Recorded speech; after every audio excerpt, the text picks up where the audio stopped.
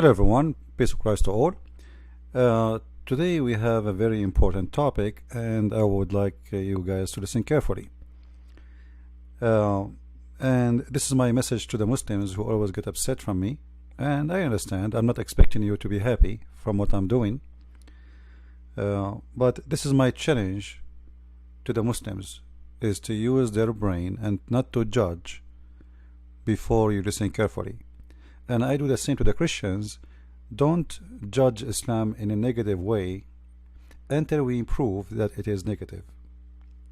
And you better do that yourself, not based on what I am telling you, which means if anything I say is not based on Islam and it's not convincing, you better search yourself and find the answer.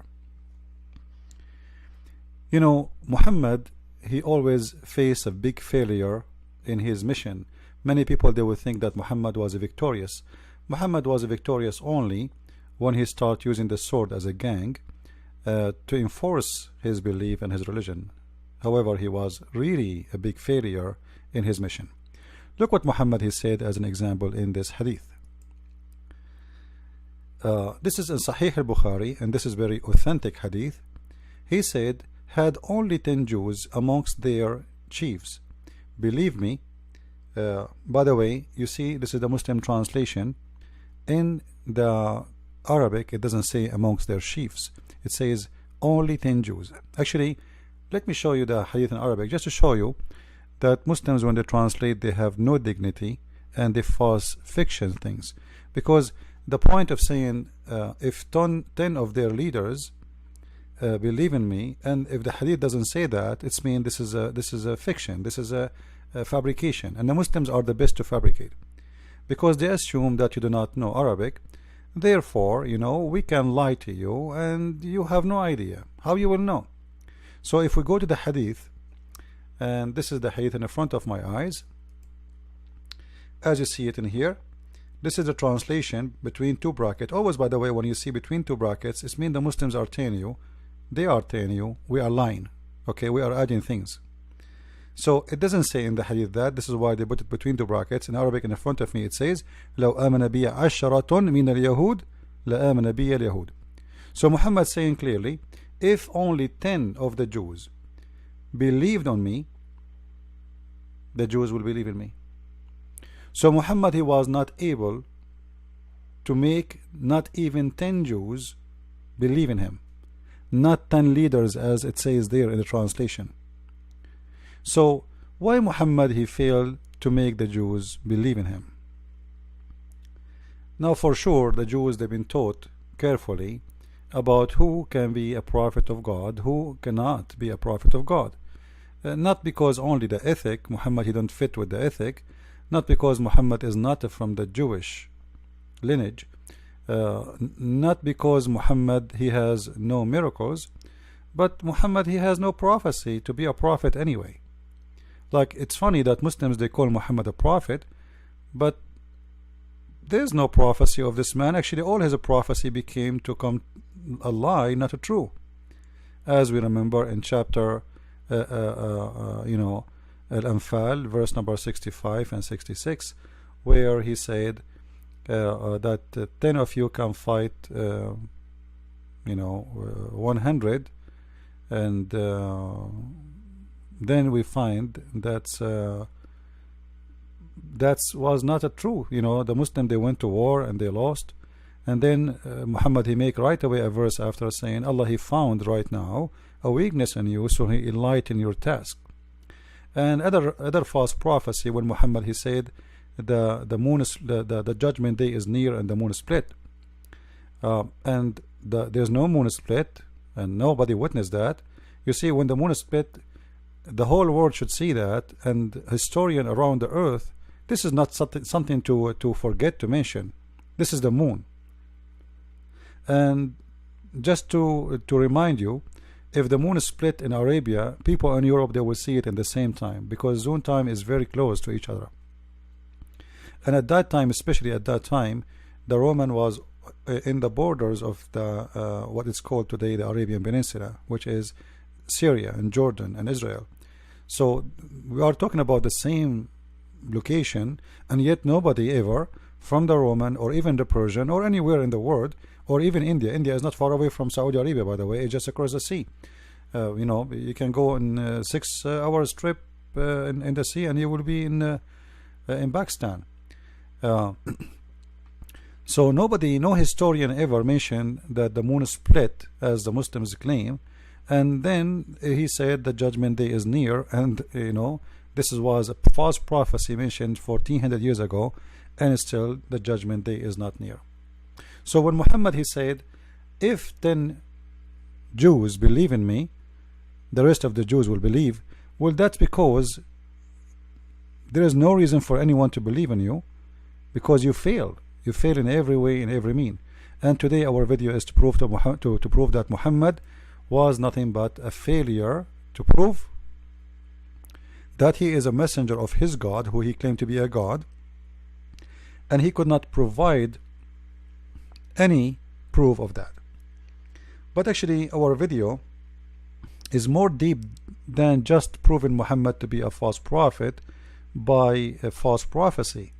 There is more evidence that Muhammad was extremely a false prophet.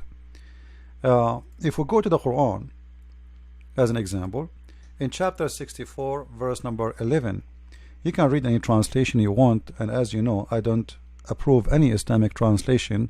However, I use it just so Muslims don't say this is my translation.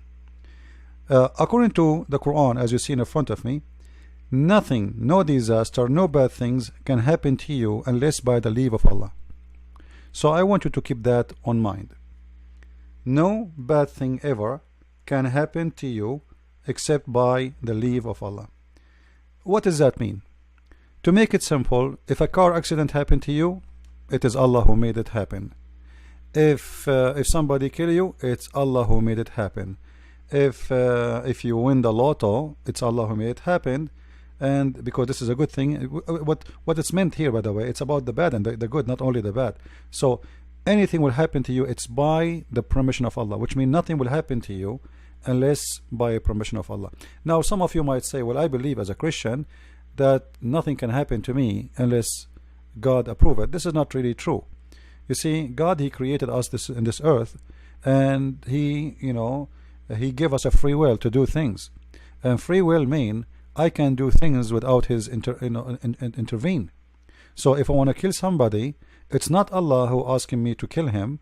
It's not Allah, or you know, if I am a Muslim, I'm trying to speak to the Muslims.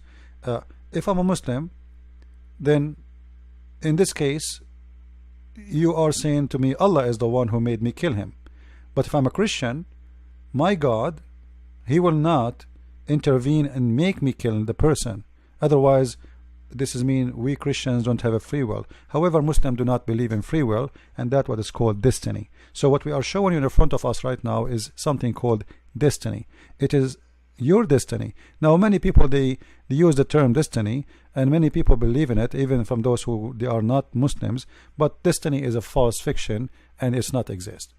For God, he gave you free will to believe or not to believe, to accept or not to accept. This is why Jesus, he said, not everyone say to me, Lord, Lord, will enter the kingdom of my Father, but the one who do his will. So he have a will and you have a will.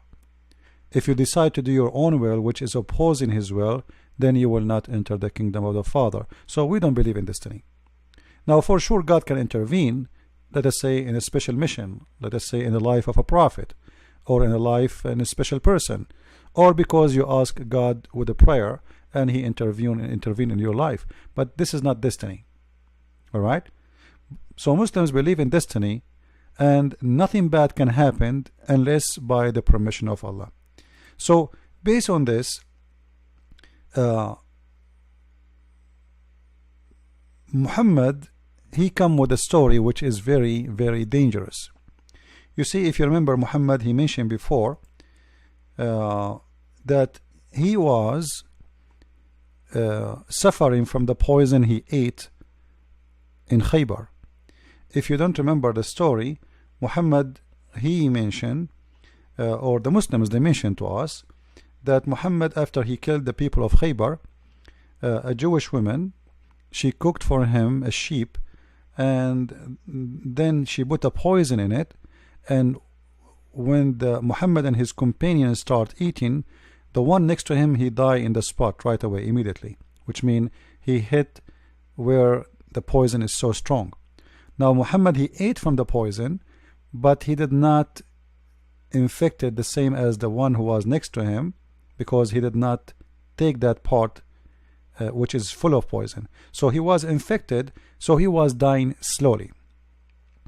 Look what the Prophet here is saying. The Prophet, sorry, Aisha she's saying, the Prophet in his element of death, which he died, used to say, which mean many time, which mean always when this man he suffer or he have a pain, he say always repeating the same.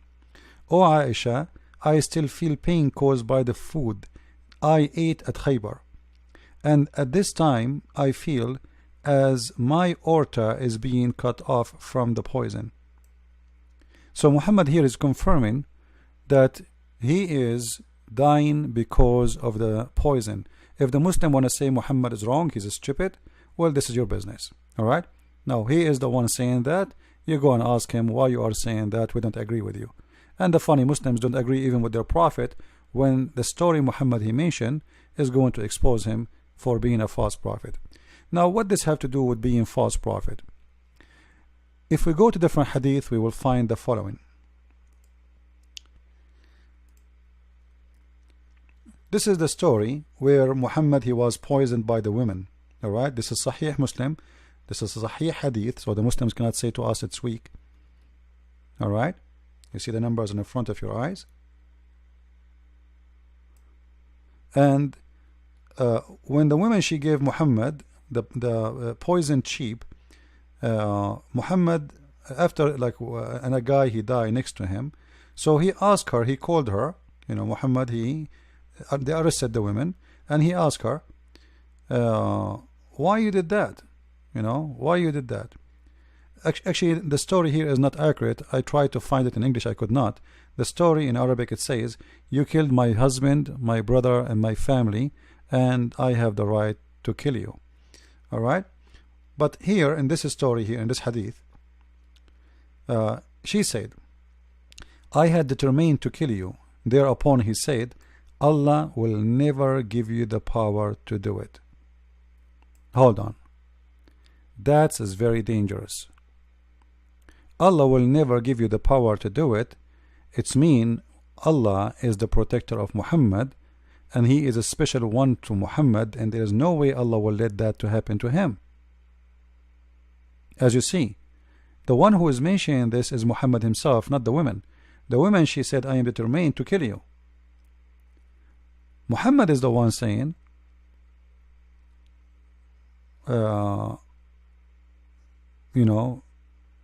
if I am, this will never happen to me, because simply I am a prophet of God. I am protected by God. Now the story here, they have many ending. Like here they say did not kill her right away, and some story they say she became a Muslim. Some story they killed her. It says they killed her because she killed his companion immediately, based on that poison. So there is many stories about it. All right. Now here, look what it says here. That they are mentioned even in this hadith that Muhammad he always speak about the poison is affecting his vulva sorry, in his artery, and always he is suffering from the pain of this poison. Now Muhammad, when he said Allah will never allow you or will never give you power to do it, and then we find this hadith where it says that the food I ate in Khaybar is killing me. The poison I ate in Khaybar is killing me. That's mean Muhammad is he made a false statement in that story there. Do you see what I'm saying? If he is saying Allah will never allow you to do that, but as we see, the result is the opposite. The result is it happened. Obviously Allah, He allowed it to happen if Allah is exist. Then Muhammad and the Muslims need to explain to us how Muhammad, he claimed that he is a prophet of God, and he don't say anything unless it's coming from God, and then he say two things contradicting each other. Actually, the story is more deep than this, because there's many hadith about this story, as we see in the front of us here.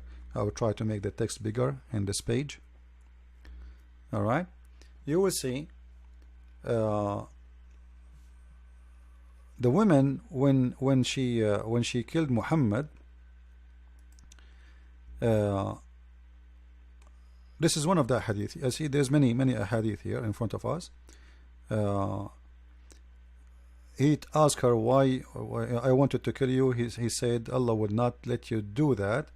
They said, shall we kill her? He said no. Now in different hadith right away it says that they killed her because they have a disagreement about if they killed her or not.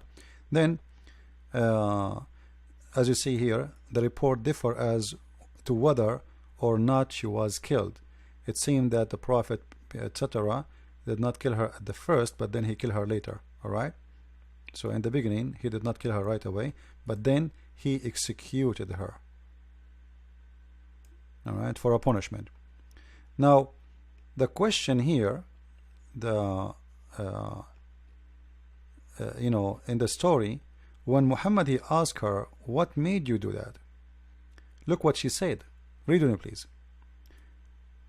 We wanted to know if you are a liar, in which case we would have got rid of you, and if you are a prophet, then the poison would not harm you. That's extremely dangerous. Let me be sure it is more clear for you guys in the screen. Let us do it this way. I'm making the text bigger so you guys can see it better.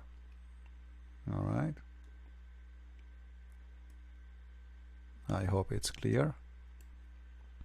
So she is trying to determine if he is a prophet or not, and what she will do is going to confirm that if he is a prophet, God will save him. If he is not, we will get rid of this gang, this criminal who killed my family, who killed my husband, who killed my brother, who killed my kids, who killed hundreds of my tribes.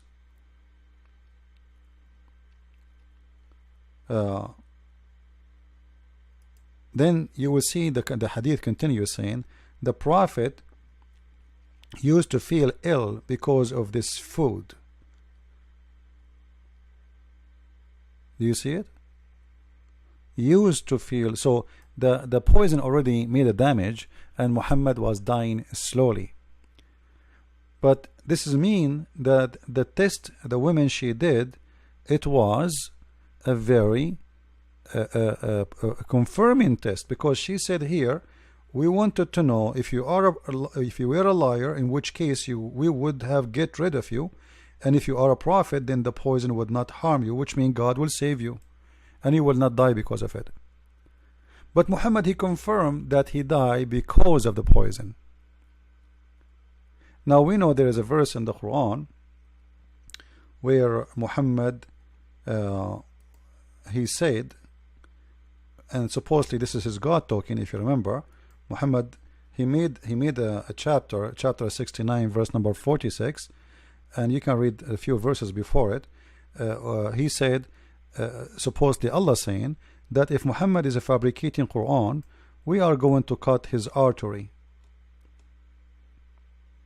Alright, now if he is, this is a message we send down from the Lord of the world, which is very strange, and the proof that Islam is nothing but a scam, because if the one is talking is Allah, why Allah is saying this is a message sent down from the Lord of the world? Who are you, the one is talking? I thought you are the Lord of the world. And then if the messenger were invent any saying in our name, we would certainly seize him from his right hand, and we should certainly then cut off his artery of his heart. But hold on, this is exactly what the hadith is saying. Muhammad saying, I feel my aorta is cutting off.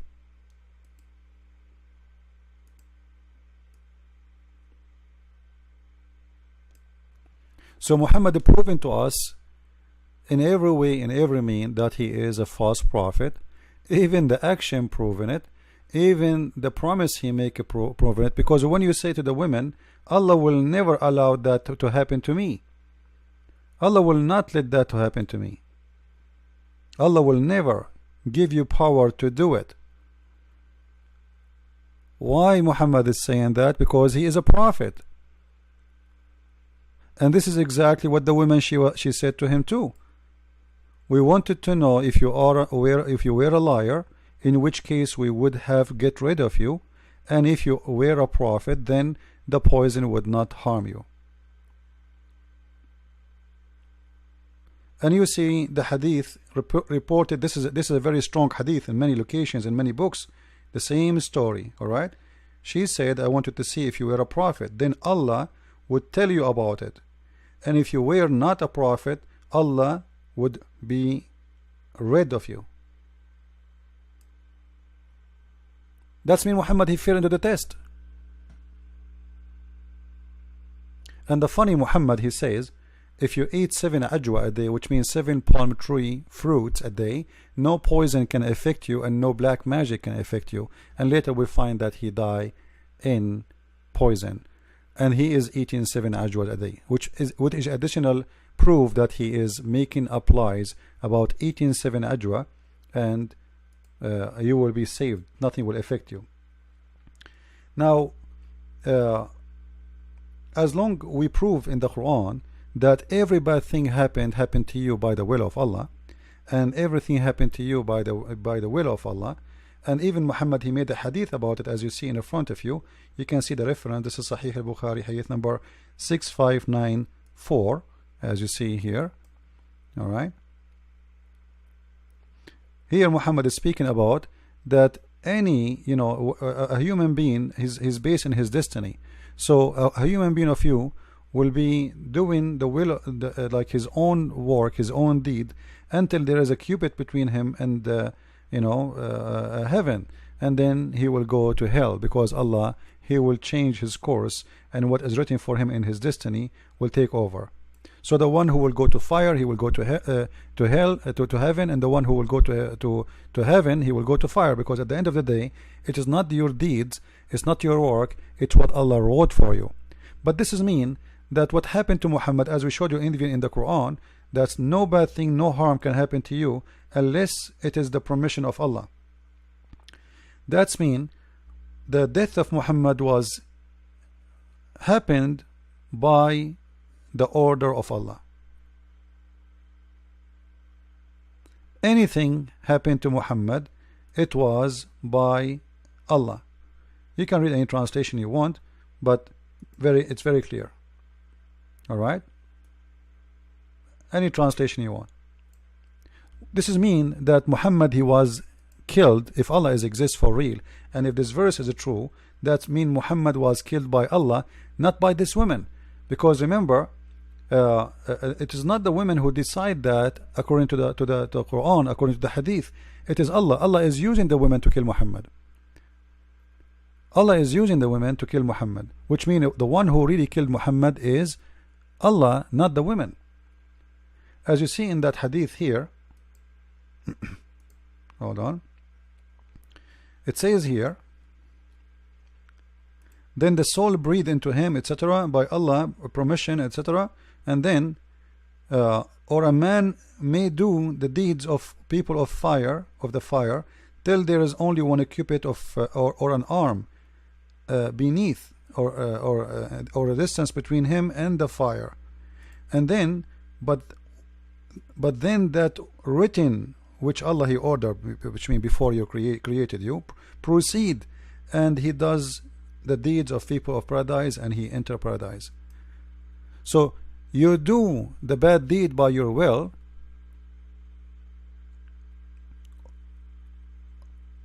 what is going to take over is the good deed of Allah will take you to heaven. Why? Because Allah he decide for you where you will go. Are you getting the point?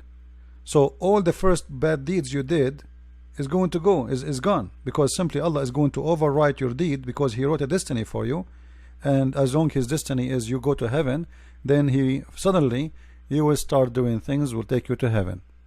So doing the good things here, was not your own permission, it was Allah destiny. Same, you will see that the same person who was going to go to hellfire, to heaven, you know, he will go to hellfire. Then, and the man may do the deeds of people of paradise till there is only one cubit between or two between him and paradise. Then that is written, proceed, he does the deeds of the people of fire and enter it. So the question here, as long it is the destiny of this woman to kill, as long there is no bad things can happen to any Muslim unless it is the permission of Allah, as we see here.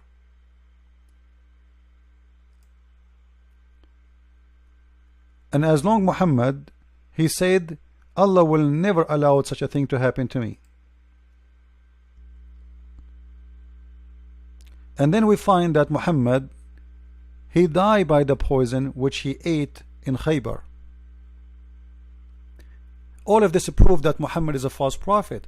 Especially even the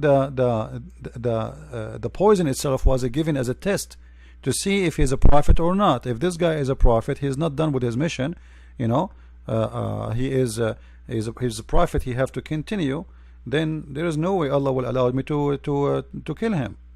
But he died from the poison. Actually, he died more painful pain because he was dying slowly.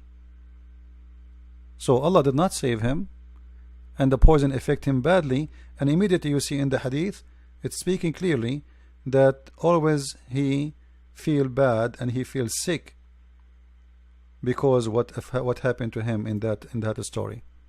So Muhammad, he failed the test of the women. Muhammad failed his own test when he said Allah will never allow such a thing to happen to me.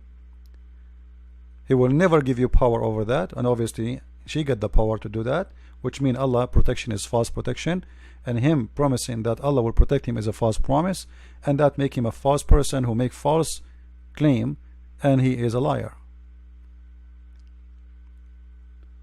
So all of this will lead us to very simple question. Who is the one he killed Muhammad? Based on the reference we showed you, it was Allah, if Allah is a true God.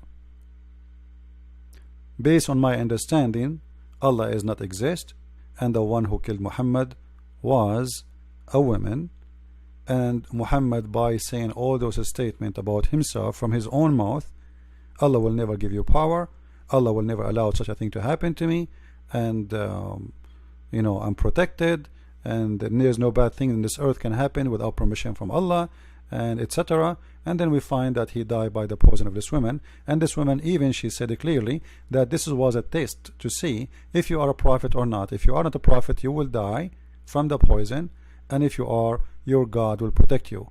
And all of those things gave Muhammad failure in every way, in every mean. So I wanted to share this video with you, and at the end of this video I would like to remind people who ask me how we can help in donation. Simply, the donation is very simple, guys. We have this address. You can go here where you can share your donation. You can start with $1 a month, which means $12 a year. Consider yourself inviting me for a cup of coffee to help us in our mission. However, if you are willing to do more, it's up to you, but this is how it starts, and you can cancel it anytime you want. Now the website is very easy to work with. You can cancel anytime your donation, and you can edit it, which means you can increase, you can decrease. Let us say you said this month I want to give $1, next month you said I want to make it $2. You just log to your account and you can change, and even you can log in by using a nickname, which means even from my side I will not know who you are. The information you enter about your finance is going to be between you and the company, not me. So from my side only I can see a nickname. So you can even create a nickname, like same as nickname forever, whatever you want to. You can call yourself Tom and Jerry if you want. So it's very simple, very easy, and we appreciate those people who they are helping us. And I will see you with more videos. Christ is Lord, Islam is false. I mean to that. Thank you.